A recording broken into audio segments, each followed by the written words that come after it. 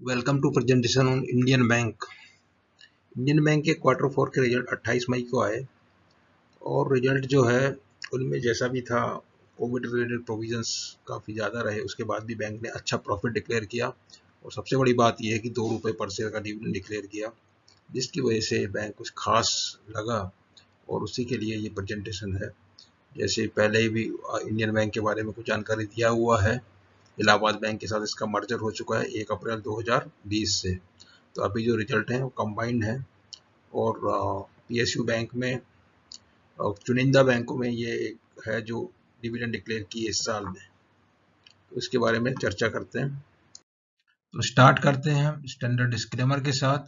Fact, figure and opinion in the presentation video are based on information available in different agencies and public domain and published in good faith. Viewer in their own interest may like to cross-check and verify information from concerned source before making any financial commitment.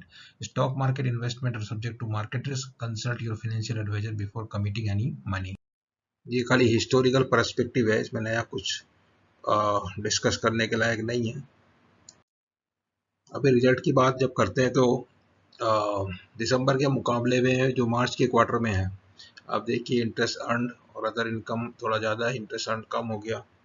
Total income जो है 11,500 से 10,700 करोड़ के आसपास रह गया। Expenditure भी थोड़ा मामूली कम हुआ, लेकिन ऑपरेटिंग प्रॉफिट घट गया है और जो आपके प्रोविजंस भी इन्होंने इसलिए घटा दिए। टैक्स का राइट बैक करने से प्रॉफिट जो है 500 करोड़ की जगह 1680 करोड़ हुआ। और उसमें जो ज़्यादा चिंता की बात यह है कि आपका जो ग्रॉस एनपीए जो लगातार घटते चले आ रहे थे, 10.9, 9.9, 9.05, वो 9.86 हो गए। वो जो प्रोविजंस अभी उन्होंने जो है जबकि यहाँ पे कम किए हैं। और उसी प्रकार से नेट एनपीए जो है वो 3.76 से घटे 2.96 हुए, 2.35 हुए और अभी 3.37 हुए। तो ये भी बढ़ गए हैं। तो ये थोड़ा सा चिंता का विषय है। इस वजह से जो है इंडियन बैंक के शेयर में आपको कुछ खास अभी दिलचस्पी नज़र आ नहीं रही है। और दूसरा, जहाँ तक दूसरे पब्लिक सेक्टर बैंक है, कुछ जो डिसइन्वेस्टमेंट कैंडिडेट है, उनमें भी ये नहीं है, क्योंकि ये मर्जर में जो बैंक शामिल थे उनका डिसइन्वेस्टमेंट इतना जल्दी होगा नहीं। लेकिन मर्जर प्रोसेस पूरा हो चुका है और उसका जो बेनिफिट जो है धीरे धीरे आपको नज़र आएगा। ये जो क्वार्टर रहा, फोर्थ क्वार्टर, इसमें रेस्ट्रिक्शन के चलते जो है परेशानी हुई है बैंक को और वो इसके रिजल्ट में विजिबल है। एनुअल नंबर्स अगर देखें तो ये एनुअल नंबर एक्चुअली कंपेरेबल नहीं है, क्योंकि पिछले साल के जो एनुअल नंबर है वो एक बैंक के हैं, इंडियन बैंक के, और अभी के जो एनुअल नंबर है वो Indian bank plus Allahabad bank दोनों के मिला के हैं।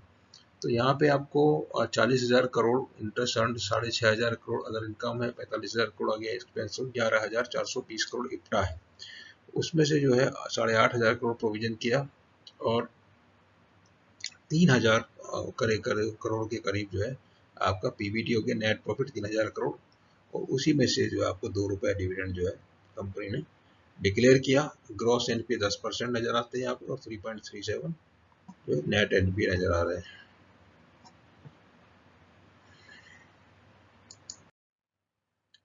तो हाईलाइट जो है इनकी, हाईलाइट जो बैंक ने रिपोर्ट किया है वो क्या है कि बिजनेस 8% ग्रो हुआ है, डिपॉजिट 10% ग्रो हुई, कासा 42% पे अभी है, 150 बीपीएस वाई उसमें इम्प्रूवमेंट हुआ है। 40 के ऊपर जो कासा है वो रेस्पेक्टेबल माना जाता है।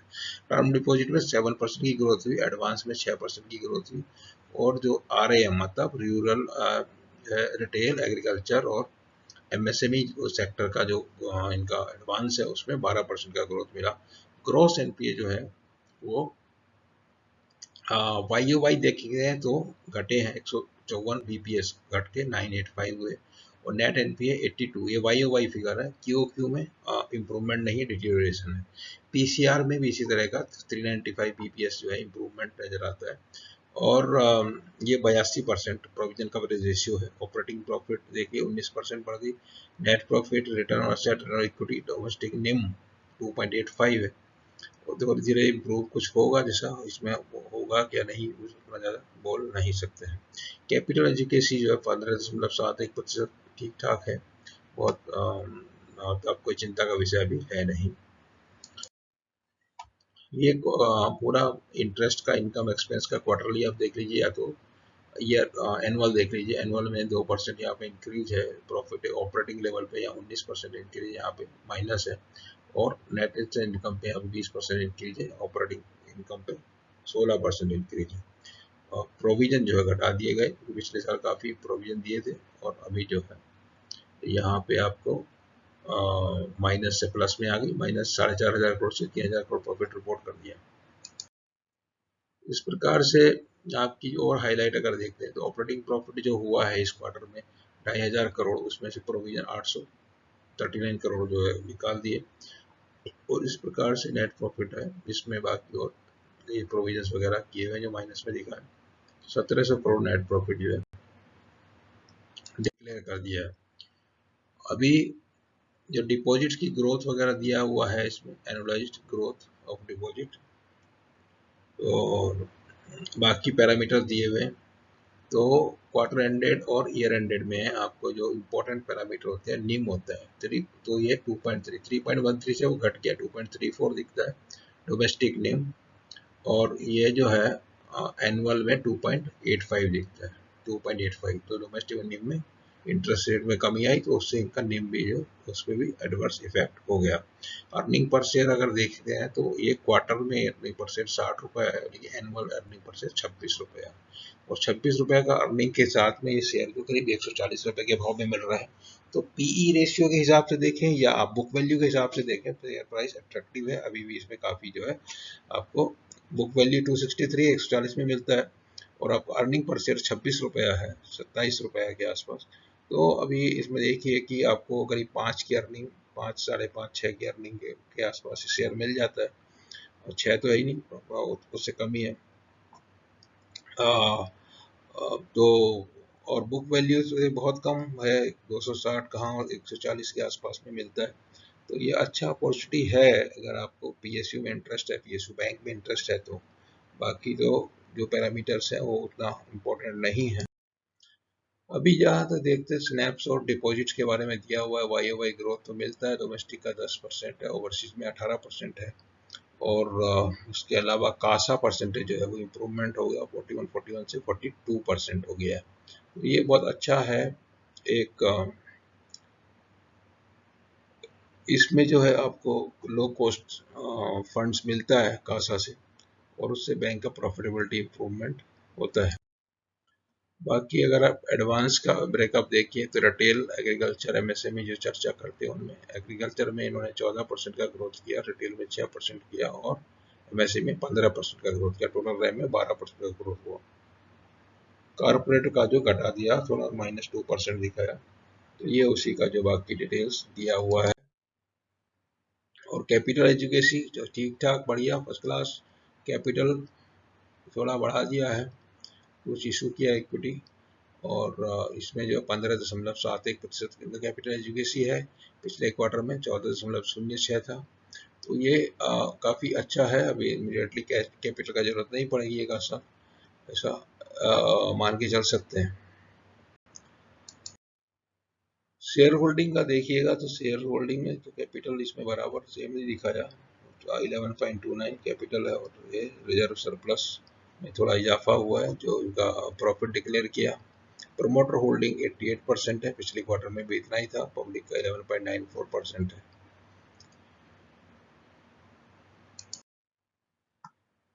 एनपीए में अगर देखते हैं तो एनपीए में आपको नेट एनपीए क्वार्टरली 8,000 से 12,000 दिख रहा है। 14,000 था पिछले साल, अभी 12,000 में घट गया, लेकिन क्वार्टरली क्यू देखते तो 8,000 से 12,000 ये जो है चिंता का विषय हो गया। 2.35 से 3.37 नेट एनपी हो गया। इस तरह से ग्रोस एनपी के 35,000 से 38,000 हो गया, 9.0 9.85।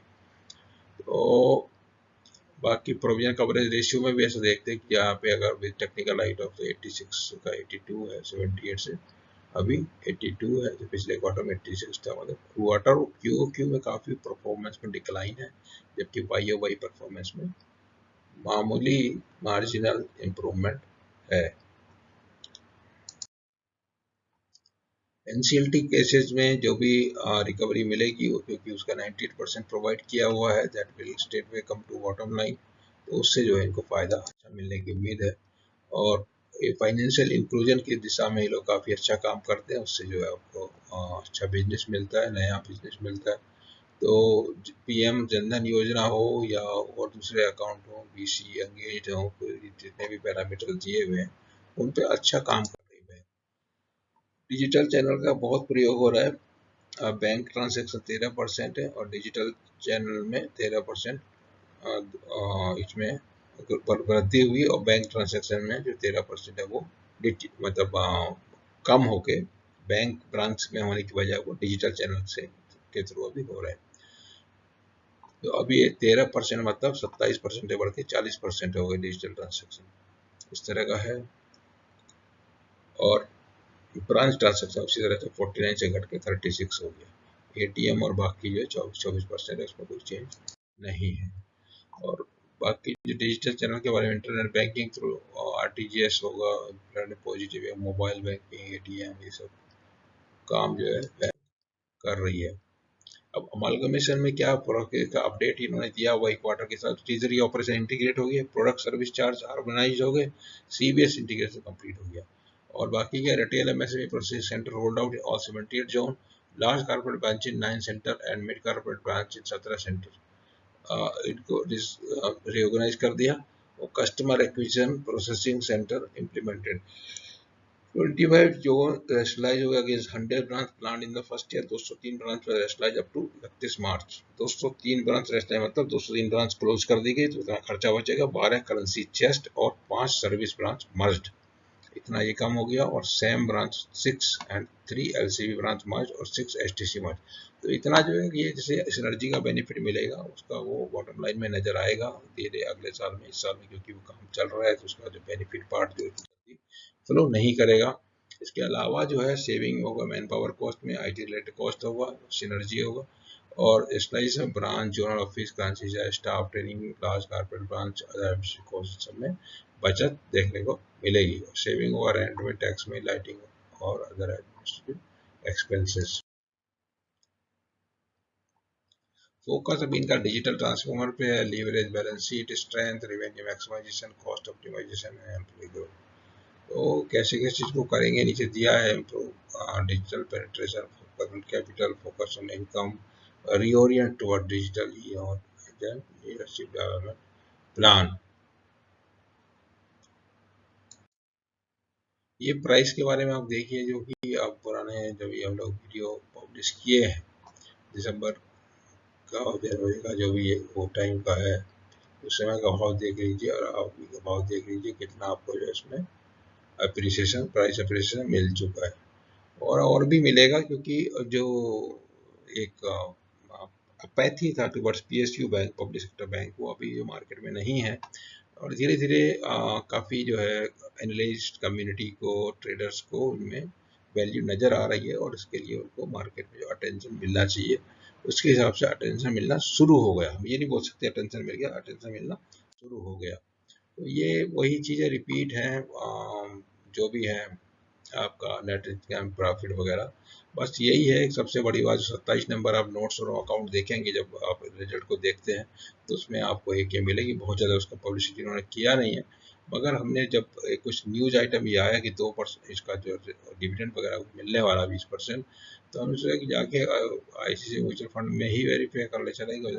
तो वो बता दिया और जो है ये बराबर है, नीम 2.85% है और 263 प्राइस टू बुक जो 0.53 आपको कासा 42% और बाकी सभी डाटा जो यहाँ पे आपको मिल जाएगा। तो उसके अलावा जो बैंक ये है, इसको अगली बार में ही हम करेंगे। ये this was all about Indian bank. तो आपको समझ में आया तो उसको देखिए, वीडियो को देखिए, वीडियो को लाइक कीजिए और बहुत अच्छा। और बाकी जो है इसके अलावा आप चैनल को सब्सक्राइब कर सकते हैं और जो है हमारा ट्विटर हैंडल है VSLC2, वहाँ पे जाके भी आप हमारे वीडियो संबंधी जानकारी देख सकते हैं। और यदि आपको कोई प्रश्न है, कोई क्वेश्चन है, कोई क्वेरी है, तो आप जो है ये वीडियो की कमेंट बॉक्स में लिखिए या तो फिर ट्विटर में। ट्विटर हमारा ट्विटर हैंडल है VSLC2, वहाँ पे जाके आप हमको रेफरेंस दे सकते हैं। आपको कोई इस संबंध में या किसी और संबंध में कोई भी जानकारी चाहिए तो आपको अवश्य जवाब उसका मिलेगा। Thank you very much.